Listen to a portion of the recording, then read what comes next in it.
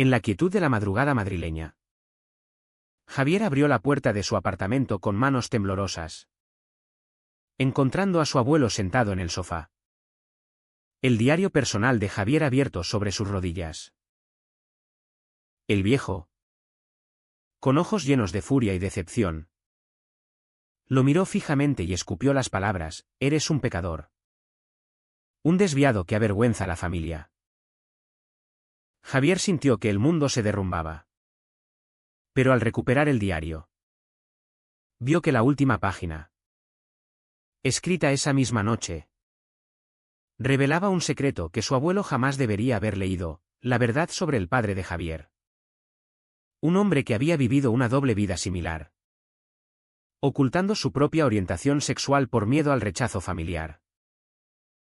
Javier se quedó paralizado en el umbral. El aire espeso como el humo de un cigarrillo olvidado. Su abuelo, don Antonio, un hombre de 75 años con la espalda encorvada por décadas de trabajo en la construcción, había irrumpido en su vida privada sin piedad. «¿Cómo pudiste entrar aquí y leer mis cosas?», balbuceó Javier, su voz un hilo quebrado. Pero Antonio no respondió. En cambio, se levantó con dificultad, señalando el diario como si fuera una prueba irrefutable de traición. «Esto no es lo que te enseñé. Tu padre, que en paz descanse, se revolvería en su tumba si supiera que su hijo es». «¿Esto?». Javier sintió una punzada en el pecho. No solo por la invasión, sino porque esa última entrada era un desahogo crudo. Había escrito sobre cómo descubrió cartas antiguas de su padre a un amante masculino, ocultas en el ático de la casa familiar en Toledo. Era un secreto que Javier había guardado para proteger la memoria de su padre. Pero ahora, expuesto, amenazaba con destrozar todo. La mañana siguiente, Javier caminó por las calles empedradas de Lavapiés, el barrio multicultural de Madrid donde vivía desde que dejó la casa familiar. El sol de invierno apenas calentaba, pero el frío interior era peor. Mateo, su pareja desde hacía 2 años, lo esperaba en una cafetería cercana, con una taza de café humeante entre las manos. Mateo, un profesor de historia de 26 años, con su habitual chaqueta de lana y una mirada que siempre parecía leer el alma de Javier, notó inmediatamente que algo andaba mal. «¿Qué pasó? ¿Amor? Pareces un fantasma». Javier se sentó, luchando contra las lágrimas, y le contó todo: la irrupción del abuelo, las acusaciones y el secreto revelado. Mateo palideció. «Dios. Javier. ¿Y si tu abuelo lo cuenta a toda la familia? Tu madre ya está frágil desde la muerte de tu padre». Javier asintió, sabiendo que su madre, una mujer devota y conservadora, no soportaría otro escándalo. Pero lo que más le dolía era la hipocresía. Su abuelo, un pilar de la moral tradicional, había criado a un hijo que ocultó su verdadera identidad por miedo a él. A lo largo del día, Javier revivió recuerdos dolorosos. Recordaba su infancia en Toledo, una ciudad medieval donde las tradiciones católicas pesaban como las murallas antiguas. Su padre, Miguel, era un hombre callado, un contador que pasaba horas en su estudio. Pero Javier siempre sintió una distancia inexplicable. Solo después de su muerte en un accidente de coche hace 5 años, Javier encontró esas cartas en una caja polvorienta.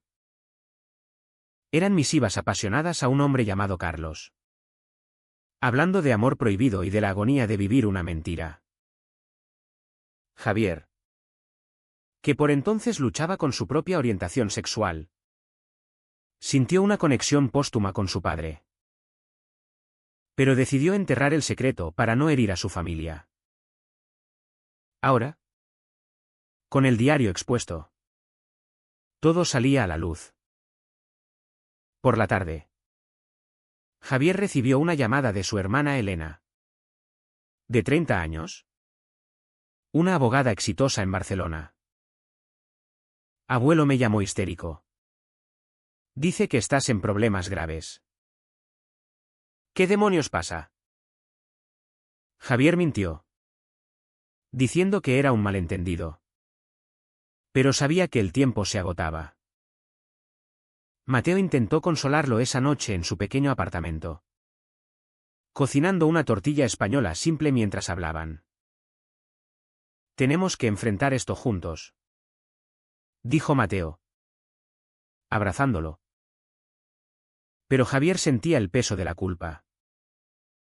¿Había sido egoísta al escribir sobre el secreto de su padre? ¿O era necesario para procesar su propio dolor? La sociedad española había avanzado mucho desde la dictadura franquista, el matrimonio igualitario era legal desde 2005. Y Madrid era un bastión de la comunidad LGBT. Sin embargo, en familias como la suya, arraigadas en valores conservadores, la aceptación era una ilusión. Javier recordaba las miradas de desaprobación en bodas familiares. Los chistes homofóbicos disfrazados de humor. Mateo, hijo de padres liberales en Sevilla, no entendía del todo esa presión. Pero la respetaba. No eres un pecador, Javier. Eres humano.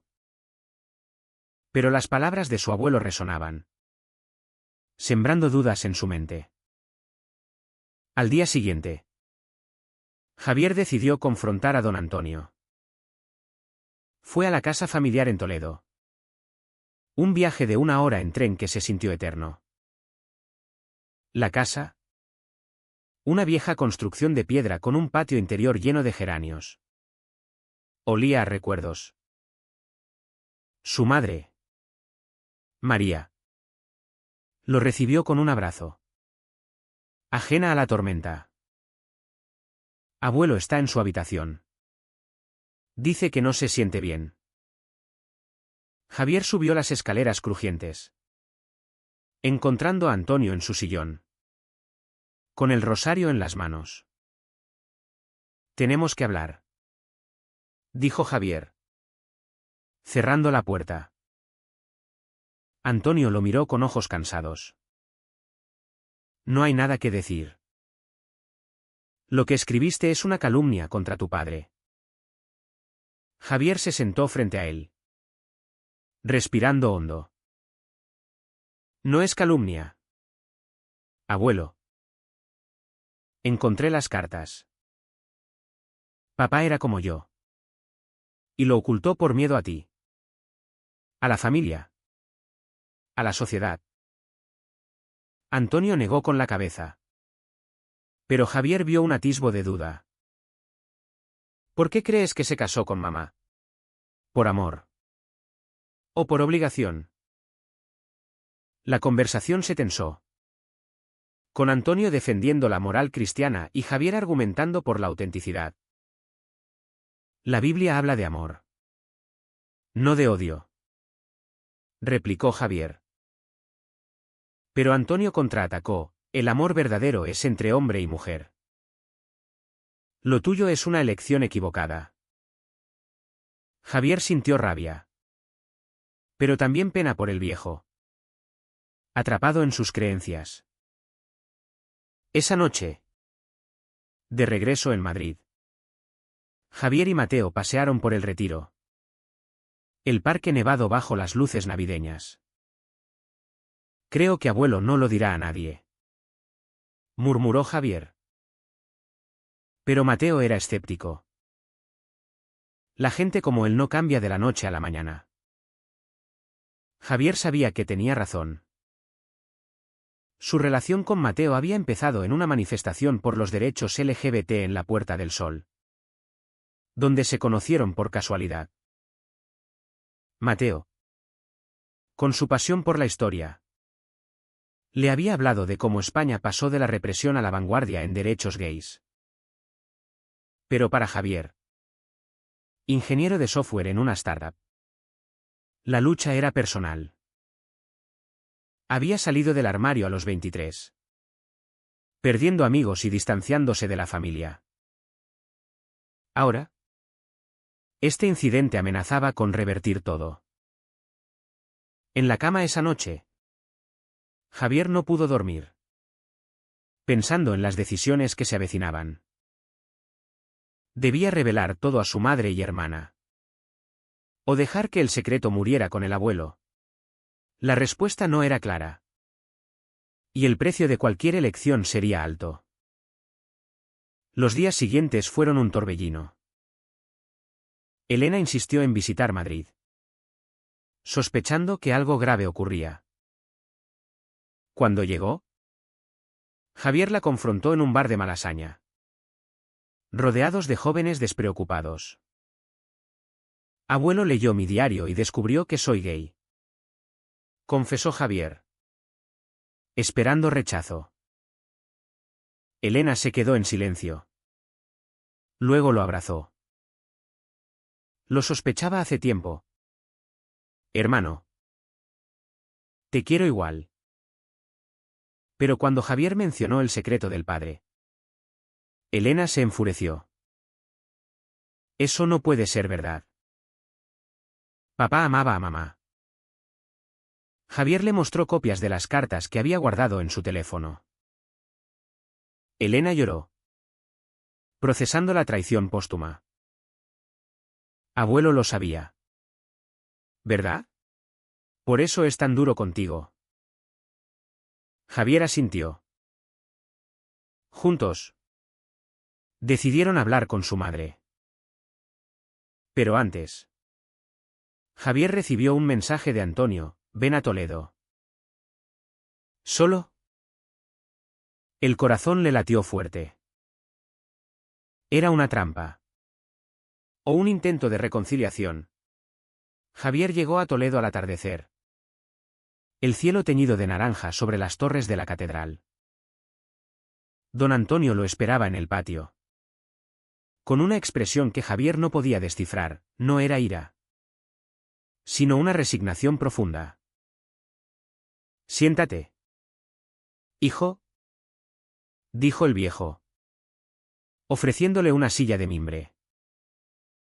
Javier obedeció, tenso. Sé que piensas que soy un monstruo, comenzó Antonio. Pero viví en tiempos duros. Bajo Franco, ser diferente significaba cárcel o peor. Javier escuchó, sorprendido.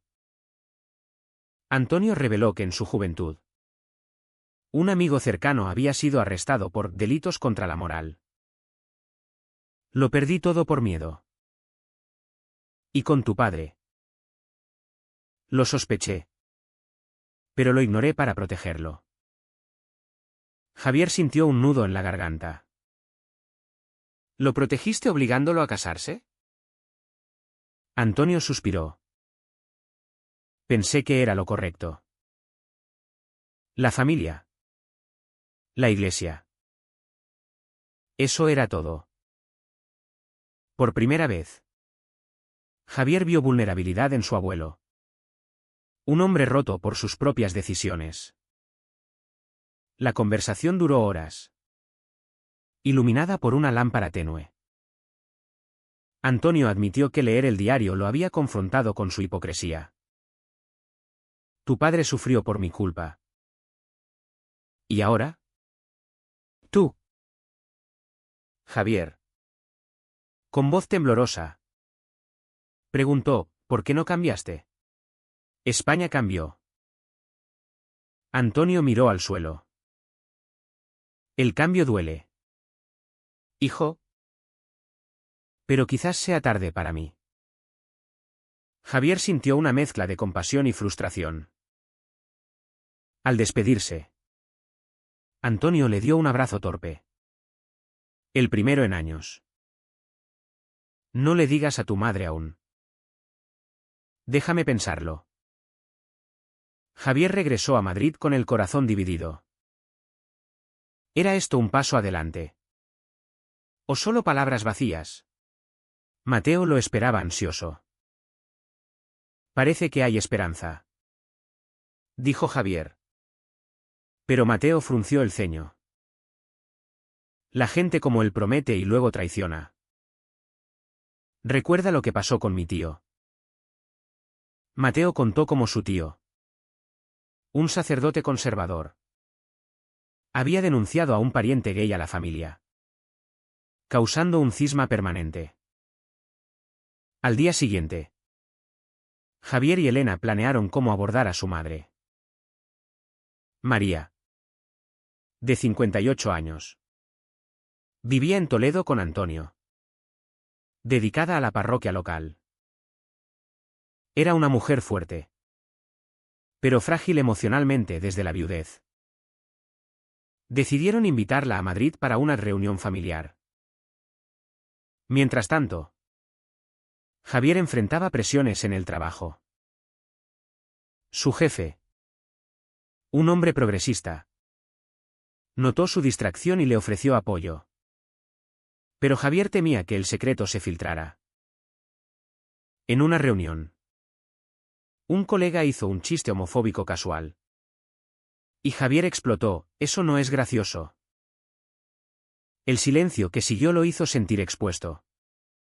Como si su orientación fuera un estigma. Mateo, en su escuela, lidiaba con padres conservadores que cuestionaban la agenda gay en la educación. Es agotador fingir neutralidad, le confesó a Javier una noche, mientras cenaban paella en un restaurante andaluz. Javier asintió, sintiendo que su relación era un refugio precario en un mundo hostil. La llegada de María a Madrid fue tensa. Se hospedó en el apartamento de Javier, admirando la vista del skyline. «Hijo, pareces preocupado», dijo durante la cena. Elena y Javier intercambiaron miradas. «Mamá, hay algo que debemos decirte», comenzó Elena. Javier tomó la palabra: «Soy gay». «Mamá, tengo una pareja». «¿Mateo?» María se quedó inmóvil. Luego lágrimas rodaron por sus mejillas. Lo sabía en el fondo, pero rezaba para que no fuera verdad. Javier sintió dolor, pero prosiguió: «Y sobre papá. Encontré cartas. Él también era gay. ¿Pero lo ocultó?». María negó vehementemente. «Mentira. Tu padre me amaba». Mostraron las cartas. Y María colapsó en sollozos. Todo fue una farsa. Mi vida entera. La noche se llenó de acusaciones, contra Antonio por su rigidez, contra Miguel por su engaño. Javier consoló a su madre, pero internamente se preguntaba si revelar todo había sido un error. El conocimiento liberaba, o destruía. Días después, la familia se reunió en Toledo para una confrontación final con Antonio. La casa parecía un campo de batalla emocional. María enfrentó a su suegro: «¿Sabías lo de Miguel y lo callaste?». Antonio admitió: «Quería protegerte». Pero María explotó: «Me robaste la verdad». Elena medió, proponiendo terapia familiar. Pero Antonio se negó. «Esto es contra Dios». Javier, harto, replicó: «Dios no odia el amor». La discusión escaló, con Antonio amenazando con desheredar a Javier. «Si eliges ese camino, no eres de esta familia». Javier sintió el golpe. Pero Mateo, quien había venido de apoyo, intervino: La familia no se elige por sangre, sino por aceptación. Antonio lo miró con desprecio. Y Javier tuvo que elegir, defender su relación o ceder. Abuelo. Si no me aceptas. Me voy. Salió de la casa. Seguido por Mateo y Elena. María quedó atrás. Dividida. La ruptura fue devastadora.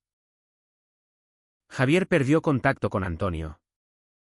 Y María tardó semanas en hablarle. En Madrid, Javier y Mateo fortalecieron su vínculo, asistiendo a grupos de apoyo LGBT. Pero el precio era alto, Javier sufría insomnio, cuestionando sus decisiones. ¿Valió la pena? Le preguntó a Mateo una noche en la Gran Vía, rodeados de luces neón. Mateo lo besó, sí.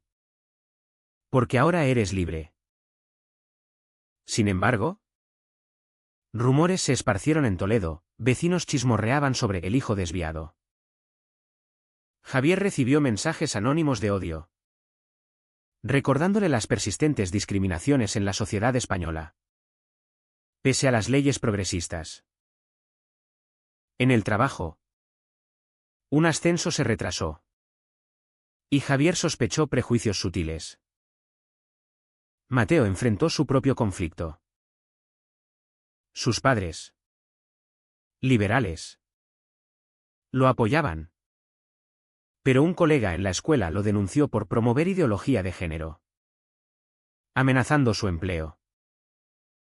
Es como si viviéramos en dos Españas, la moderna y la retrógrada, dijo Mateo. Javier lo animó a luchar. Pero internamente temía perderlo todo. Una noche, recibieron una llamada de Elena: mamá está enferma. Estrés la derrumbó. Javier corrió a Toledo, encontrando a María en cama. Pálida. Hijo. Perdóname por no verte antes. Javier lloró, abrazándola. Antonio, en la esquina, observaba en silencio. ¿Podemos intentarlo de nuevo?, preguntó Javier. Antonio asintió levemente. Un pequeño gesto. La reconciliación fue frágil, como un vaso roto pegado con cinta. Antonio accedió a terapia. Pero sus sesiones eran tensas, llenas de resistencias. No puedo cambiar lo que creo, repetía. Javier, paciente, compartía historias de parejas gays felices. Pero Antonio contraargumentaba con pasajes bíblicos. María, recuperándose, mediaba: el amor es amor. Papá. Elena, desde Barcelona, visitaba frecuentemente, trayendo artículos sobre evolución social en España. Pero el progreso era lento. Javier y Mateo decidieron formalizar su relación con una ceremonia civil. Pero no invitaron a Antonio aún. Démosle tiempo, dijo Javier. Mateo, escéptico, aceptó. Pero advirtió: no sacrifiques tu felicidad por él. En Madrid, la vida continuaba con altibajos. Javier ascendió en su trabajo, probando que su orientación no definía su competencia. Sin embargo, un incidente en una fiesta familiar amplificó las tensiones. Un primo lejano, conservador, confrontó a Javier: ¿traes a tu amigo aquí? Esto es una familia decente. Mateo se defendió. Pero Javier intervino, evitando una pelea. Esa noche, Javier cuestionó: ¿vale la pena exponernos? Mateo respondió: sí. Porque el silencio perpetúa el odio. Javier admiraba su coraje. Pero sentía el agotamiento de la lucha constante. La sociedad española, aunque avanzada, aún albergaba bolsas de intolerancia. Especialmente en áreas rurales como Toledo. Un giro inesperado ocurrió cuando Antonio encontró una vieja foto de su amigo arrestado bajo Franco. Llorando, le contó a Javier, lo amaba como hermano. Pero quizás más. Lo negué por miedo. Javier se sorprendió, ¿eras? Antonio negó, no. Pero lo entendí tarde. Esta confesión abrió una brecha de empatía. Antonio comenzó a asistir a eventos LGBT con Javier. Incómodo pero dispuesto. En una marcha del orgullo en Madrid. Antonio vio la diversidad y murmuró, no es lo que pensaba.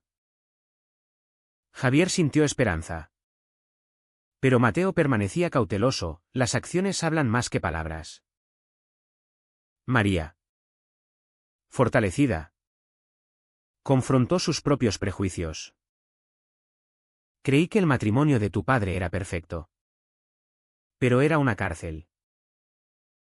Javier la ayudó a procesar, sugiriendo grupos de apoyo para viudas en situaciones similares. Elena, meanwhile, reveló su propio secreto, estaba en una relación con una mujer. Me inspiré en ti, hermano. La familia se expandió en aceptación. Pero no sin costos. Antonio sufrió un leve infarto por el estrés. Y Javier se sintió culpable. En el hospital, Antonio le dijo, no es tu culpa.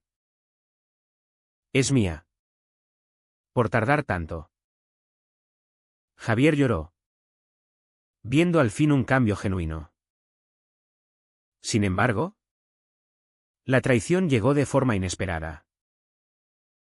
Un vecino de Toledo, enterado de los rumores, publicó en redes sociales sobre la familia pecadora. El post se viralizó, atrayendo trolls y amenazas. Javier perdió clientes en su trabajo. Y Mateo enfrentó escrutinio en la escuela. Esto es lo que temía, dijo Mateo, enfadado. Javier culpó a Antonio indirectamente, si no hubieras leído el diario. Pero Antonio, recuperado, defendió públicamente a Javier en una carta al periódico local, mi nieto es gay. Y lo amo. La intolerancia es el verdadero pecado. El gesto sorprendió a todos, convirtiendo a Antonio en un improbable aliado. La boda de Javier y Mateo fue íntima. En el Ayuntamiento de Madrid. Antonio asistió. Torpe en su traje, pero presente. María bendijo la unión. Y Elena fue testigo. Sin embargo, no todo era perfecto. Mateo confesó dudas, a veces me pregunto si esta lucha nos une o nos agota.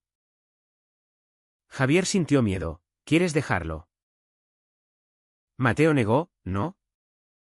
Pero necesitamos espacio. Decidieron una terapia de pareja, explorando cómo las presiones externas afectaban su intimidad. Javier se dio cuenta de que su relación, aunque fuerte, pagaba el precio de la visibilidad. Meses después, la familia se reunió para Navidad en Toledo. La atmósfera era tensa pero esperanzadora.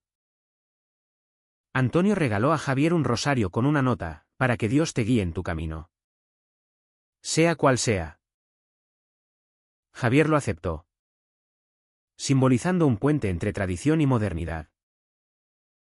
Pero un debate surgió, Elena argumentó que la Iglesia debía evolucionar, mientras Antonio defendía su fe. Javier medió, podemos coexistir sin odiarnos. Mateo, callado. Observaba, cuestionando si la aceptación era genuina o superficial. El nuevo año trajo desafíos inesperados. Javier fue promovido. Pero un colega reveló prejuicios. Sabotando un proyecto. No confío en alguien con tu estilo de vida, le dijo. Javier denunció, ganando el caso. Pero el estrés lo llevó a un burnout.